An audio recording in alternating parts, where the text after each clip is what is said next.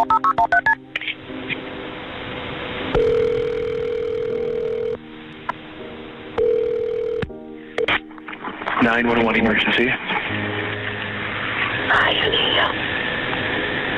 Hello? I need help. Okay, where are you located? I'm sorry, ma'am, I can't hear you.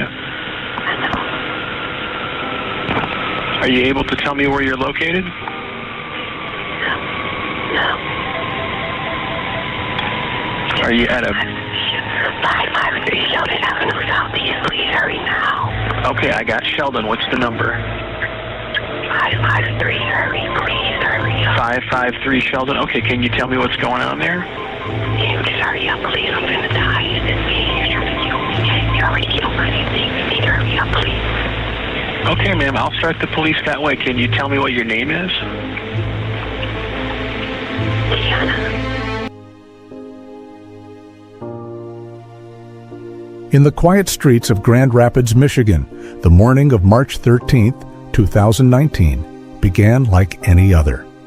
The sun cast a soft glow over the modest homes of Sheldon Southeast, where families went about their daily routines.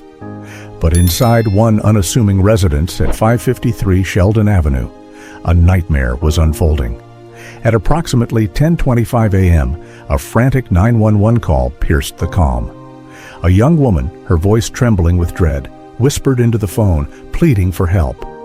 She revealed a horrifying truth. Her aunt had been brutally slain by her boyfriend, and she feared she was next in line. The call, laced with panic, abruptly disconnected, leaving dispatchers scrambling to respond.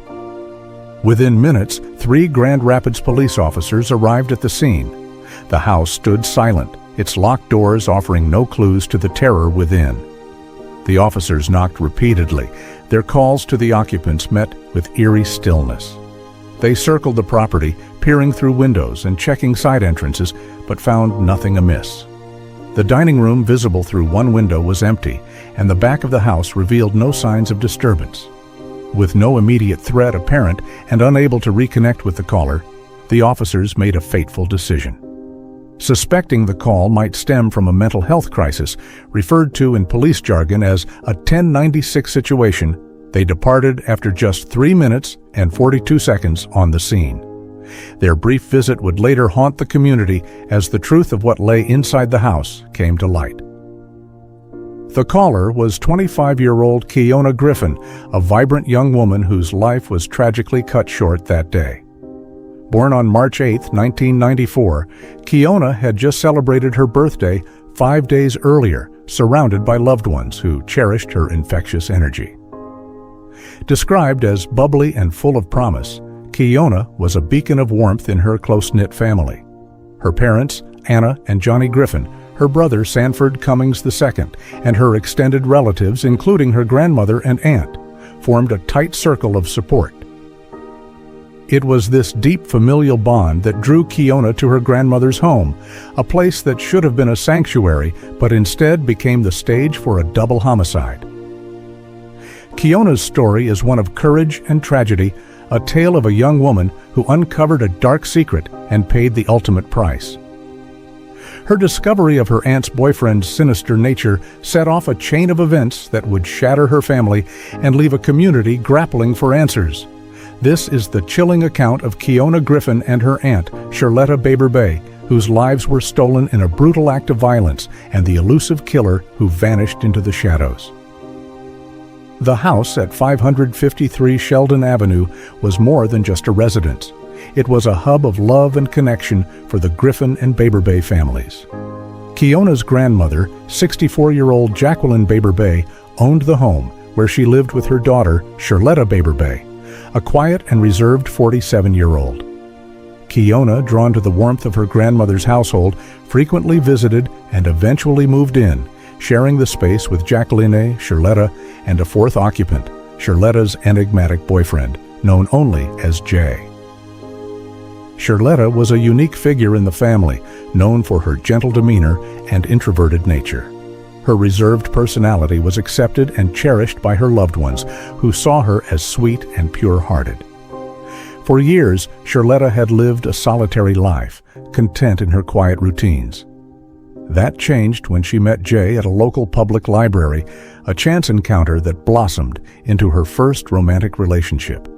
The family, thrilled to see Charletta find companionship, welcomed Jay despite knowing little about him. He was as reserved as Charletta, rarely engaging with others, and the couple spent much of their time secluded in Charletta's bedroom. To the family, Jay's quiet nature seemed a perfect match for Charletta's, and his lack of a job, phone, or social media presence raised no immediate concerns. The only detail they knew was his name, Jay, and a vague mention of a past jail stint for unpaid child support.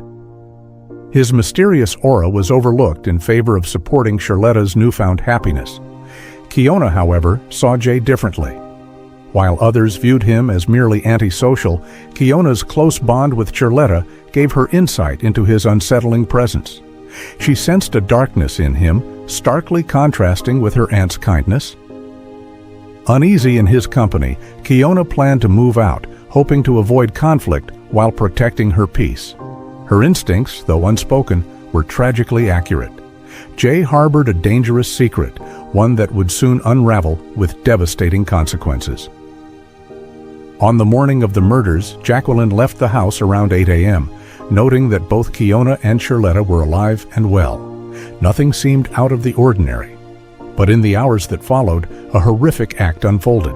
Kiona witnessed Jay commit an unthinkable crime, the cold-blooded murder of Charletta. Terrified, Kiona fled to a hiding spot within the house, her heart racing as she dialed 911. Her whispered plea for help was a desperate attempt to save herself, but time was not on her side. The initial police response to Kiona's 911 call was swift, but ultimately inadequate. Body camera footage captured the officers' actions as they approached the house. One officer knocked firmly on the front door, using both his fist and the door knocker while calling out to the residents. No one answered. He tested the doorknob, finding it locked. A second officer checked a side entrance, also secured, and glanced through a window into an empty dining room. The third officer surveyed the back of the house, but found no signs of forced entry or distress. Unable to reach the caller through dispatch, the officers grew skeptical. They speculated that the call might be related to a mental health issue, an assumption that led them to leave the scene without entering the home. 2 hours later, a second 911 call came from the same address, this time from Kiona's brother, Sanford Cummings II. He had stopped by the house on his way to work and made a horrifying discovery. Inside an upstairs bedroom, he found Kiona lying in a pool of blood, naked and motionless. In his panic, he believed her hands were broken and that she had been stabbed, though these details would later be clarified. 911 emergency. From the 553 Sheldon, my sister not moving. What's the address? 553 Sheldon, there's blood everywhere. My sister is not moving.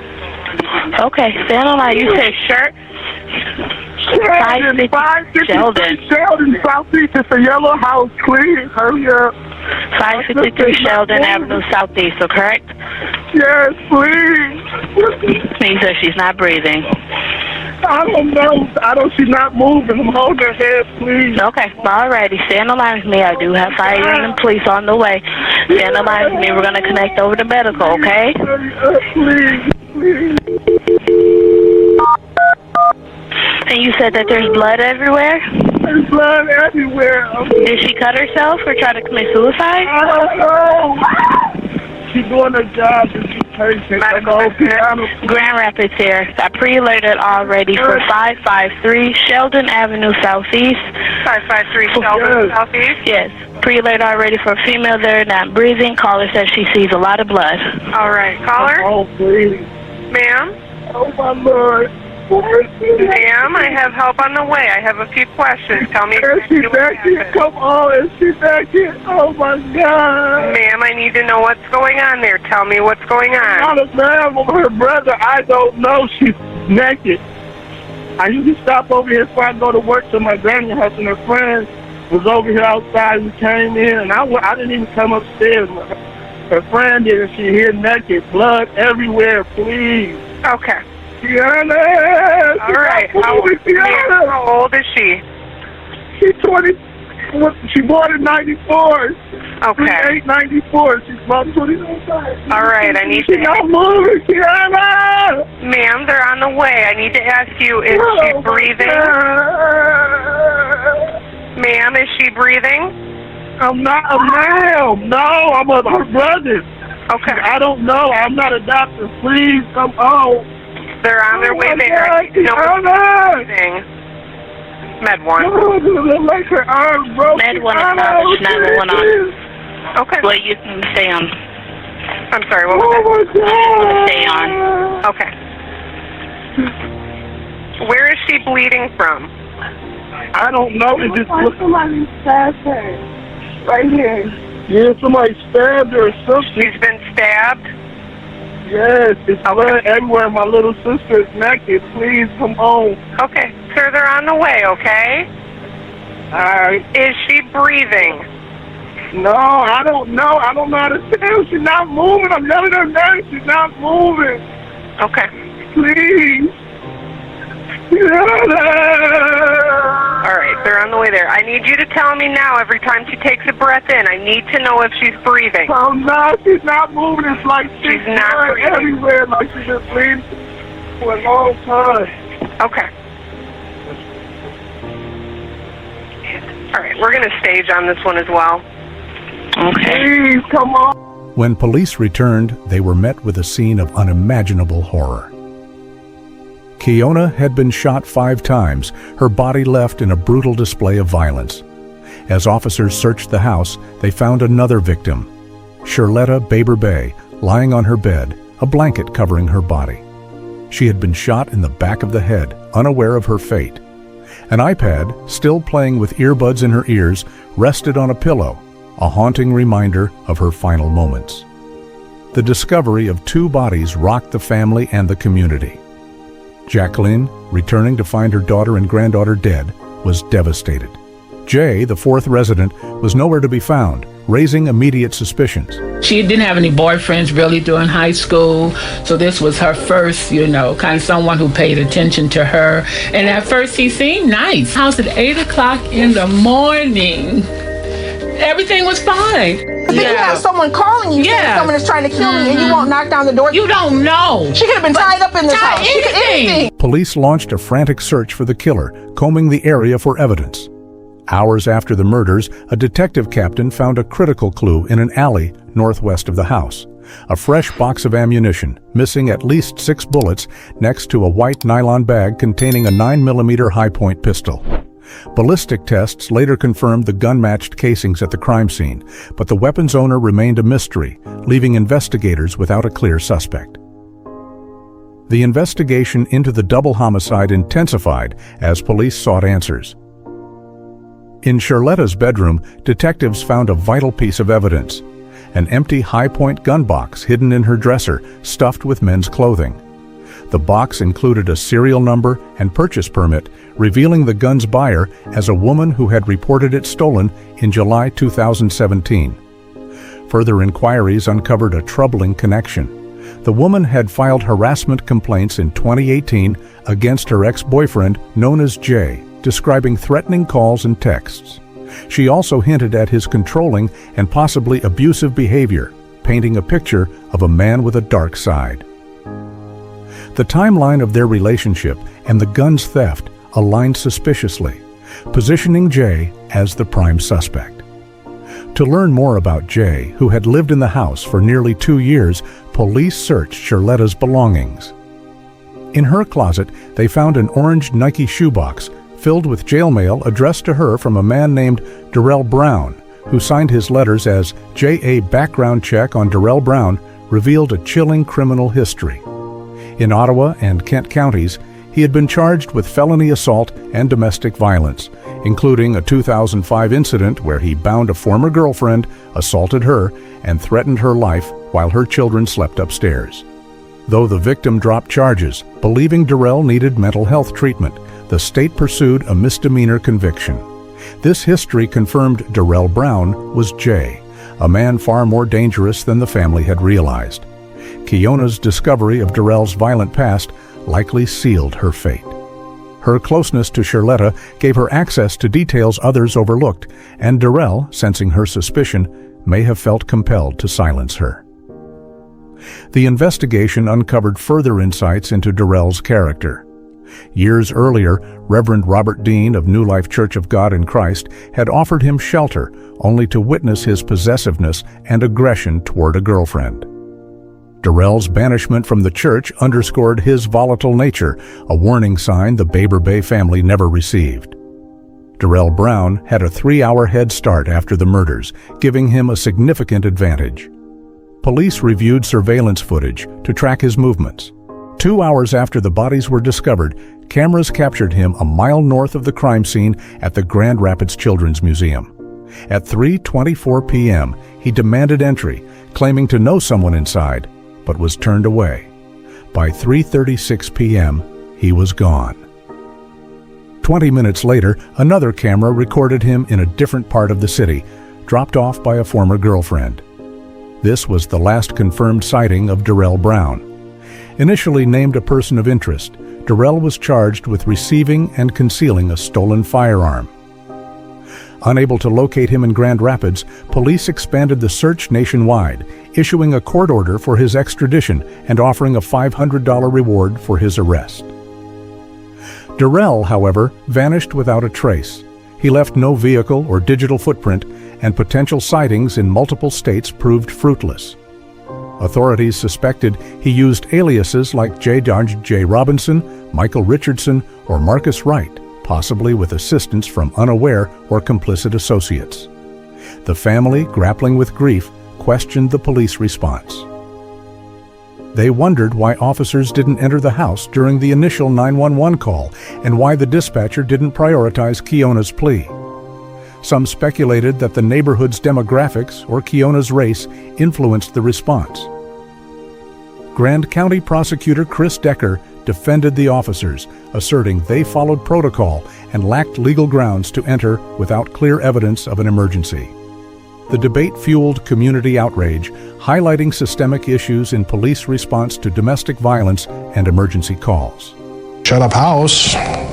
The house is a very protected Fourth Amendment. They're you got to have some pretty good reasons to go in, and there got to be something that drive them more than just a phone call. They didn't care. They was here a minimum of 3 minutes, and they went on about their happy way. And then at 1 o'clock or so, you get another call and to the same house. And the same officers you come here, now back. you got to bring my family out in body bags because you didn't care at 10 o'clock. The murders of Keona and Charletta left an indelible mark on their family and community. Jacqueline Baber Bay, already devastated by the loss of her daughter and granddaughter, faced another tragedy in July 2020. A fire at 553 Sheldon Avenue, sparked by candles lit for a vigil honoring Keona and Charletta, claimed the lives of Jacqueline, 65, and her grandson, Emeron Cummings, 5. The blaze, caused by forgotten candles, was a heartbreaking consequence of the ongoing grief caused by Darrell's actions. The investigation into Darrell Brown remains open. The U.S. Marshal Service has offered a $25,000 reward for information leading to his arrest and conviction. Described as 5 feet 8 inches tall, 180 pounds with black hair and brown eyes, Darrell is considered armed and dangerous. Tips can be submitted to the Grand Rapids Police Department or the U.S. Marshal Service with anonymity guaranteed for informants. The case of Keona Griffin and Charletta Baber Bay is a stark reminder of the hidden dangers that can lurk within seemingly safe spaces. Keona's bravery in reporting the crime, despite knowing the risk, underscores her strength and love for her family. Charletta's gentle spirit and tragic end highlight the vulnerability of those caught in the orbit of a predator. The family's loss, compounded by the fire that claimed Jacqueline and Emeron, serves as a call to action for justice and reform. Darrell Brown's evasion of capture raises questions about how violent offenders slip through the cracks. His history of domestic violence, overlooked by those who trusted Charletta's judgment, points to the need for better awareness and intervention. The community of Grand Rapids continues to mourn, advocating for changes in how police handle emergency calls and how society addresses domestic abuse. The murders reverberated beyond the walls of 553 Sheldon Avenue, sparking discussions about domestic violence, police accountability, and systemic failures. Keona's 911 call, a desperate cry for help, exposed gaps in emergency response protocols. The officer's decision to leave, based on a lack of visible threat, prompted scrutiny of training and decision-making in high-stakes situations. Advocates argued that a more proactive approach might have saved Keona's life, while others defended the police, citing legal constraints. Darrell's criminal history, including his 2005 assault, revealed a pattern of violence that went unchecked. The victim's decision to drop charges, hoping for mental health intervention, reflected a common dilemma in domestic violence cases. The state's inability to secure a felony conviction allowed Darrell to continue his predatory behavior, culminating in the murders of Charletta and Keona. This cycle of leniency and recidivism fueled calls for stricter laws and better support for survivors. The community rallied around the Griffin and Baber Bay families, organizing vigils and fundraisers to honor the victims. Keona's vibrant spirit and Charletta's quiet kindness inspired efforts to raise awareness about domestic violence warning signs. Local organizations pushed for education on recognizing red flags in relationships, emphasizing the importance of trusting instincts, as Keona did when she sensed danger in Darrell. The fire that killed Jacqueline and Emerin added a layer of tragedy, underscoring the long-term impact of violent crime. The candles lit to remember Keona and Charletta became a symbol of enduring grief and unintended consequences. The community mourned the loss of 2 more lives, vowing to keep the victims' memories alive through advocacy and action. As the years pass, the case of Keona Griffin and Charletta Baber Bay remains unresolved, a wound that refuses to heal. Darrell Brown, the man who tore their lives apart, continues to evade justice. His ability to disappear, possibly with help from others, highlights the challenges of tracking fugitives in a digital age. The U.S. Marshal Service's reward and nationwide manhunt reflect the determination to bring him to account, but each day without an arrest deepens the family's pain. Keona's courage in making that 911 call, knowing the danger she faced, is a testament to her strength. Her love for her aunt drove her to uncover Darrell's secret, a decision that cost her life but revealed the truth about a killer. Charletta, unaware of the betrayal in her final moments, deserved a life free from violence. Her story is a reminder that even the kindest souls can fall victim to hidden predators. The systemic issues exposed by this case, police response, domestic violence intervention, and community awareness, demand attention. Grand Rapids has taken steps to address these concerns with training programs for officers and support services for survivors. Yet the fight for justice continues, not just for Keona and Charletta, but for all victims of domestic violence. The Griffin and Baber Bay families have endured unimaginable loss, from the murders to the fire that claimed Jacqueline and Emerin. Their resilience in the face of tragedy inspires others to speak out against abuse and demand accountability. The community's commitment to their memory fuels hope that change is possible, even in the darkest moments. If you have information about Darrell Brown's whereabouts, please contact the Grand Rapids Police Department or the U.S. Marshals Service. Your tip could be the key to bringing a killer to justice. Stay vigilant, trust your instincts, and help keep our communities safe.